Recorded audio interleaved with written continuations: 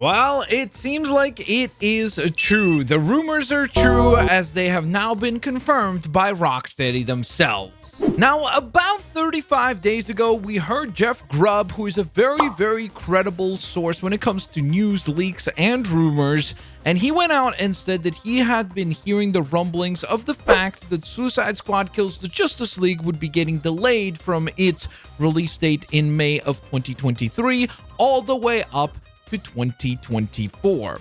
And then we heard nothing, not from Jeff Grubb, not from any other reliable sources, and most importantly, nothing from Warner Brothers and nothing from Rocksteady themselves. Well, that has all changed because, of course, just within the last 24 hours, they did come out and say that they are indeed going to be delaying from their release date in May of this year, which was literally like a month away, all the way to February 2nd of 2024.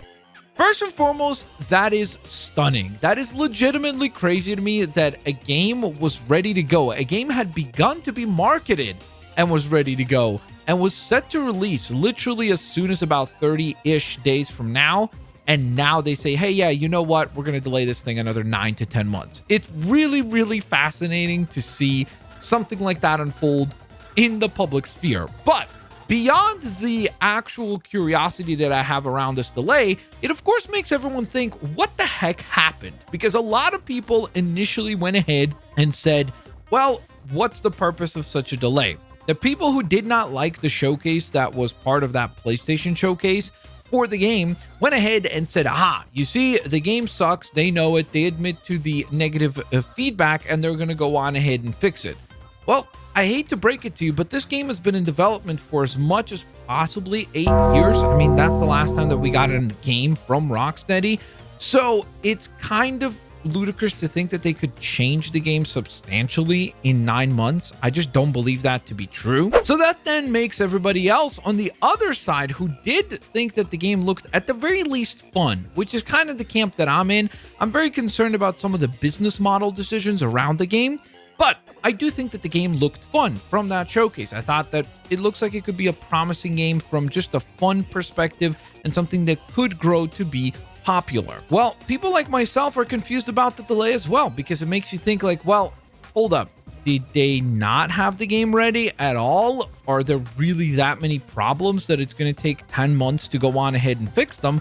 And more importantly, if the problems are that severe, how are you expected to go on ahead and fix them in just 10 months' time? And of course, beyond all the drama that is surrounding this game, there have been some other pieces of information that have been coming out. Like, of course, a lot of people said that internally, the team at Warner Brothers was very surprised by the negative reaction to the game and started to get worried about its release. Furthermore, we've also heard Jason Schreier go on ahead and say that one of the reasons why the game might be getting delayed as much as it is not just because they need to polish some things, but because they don't want to go up against Spider-Man in the fall. And so the logic there is that essentially Warner Brothers did not want to go on ahead and compete with another superhero game and what will most likely be an excellent superhero game in Marvel's Spider-Man 2. So the idea is push yourself off into 2024 or February of 2024 to have a bit more of a clear window and a bit less competition at that point.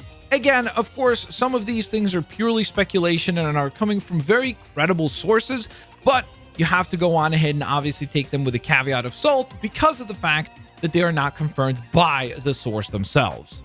Another interesting development that has occurred around the game was from Ches Corden. No, not James Corden, even though I do make that mistake myself all the time. But Ches actually is a pretty reputable source from Windows Central, and he went ahead and actually said that one of the things that he's heard was the fact that one of the reasons for the delay, and maybe the delay being longer than some people expected, is not just polishing elements, but actually the removal or rework of the always online component. That was one of the things that was very controversial around this game, was the fact that it would require you to be always online, even in the single player side of things. And so people were rightfully so very upset by that element. And it seems like once again, the audience might be victorious and celebrate either a rework or a removal of that particular component altogether. So no matter what you think about this delay, no matter what you think about the game, whether you're hyped or you think that it looks like an absolute turd, one thing is without a shadow of a doubt is that this game is a complete disaster when it comes to the logistics of the title.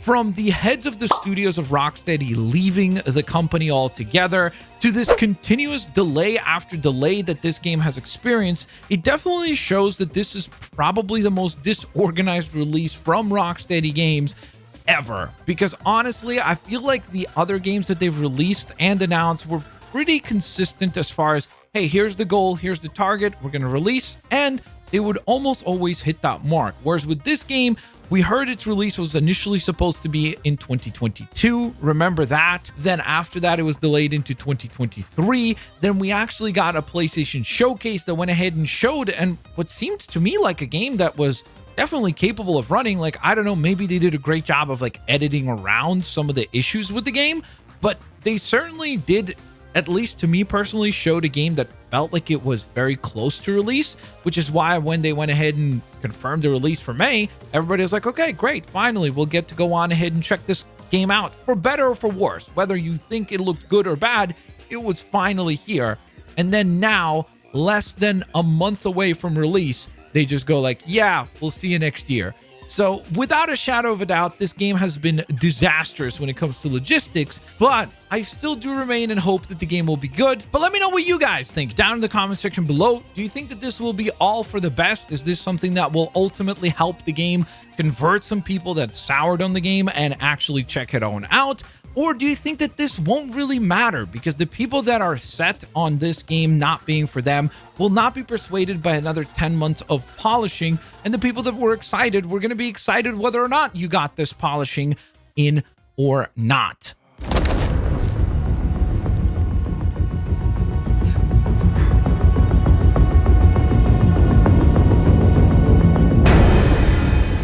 I am vengeance.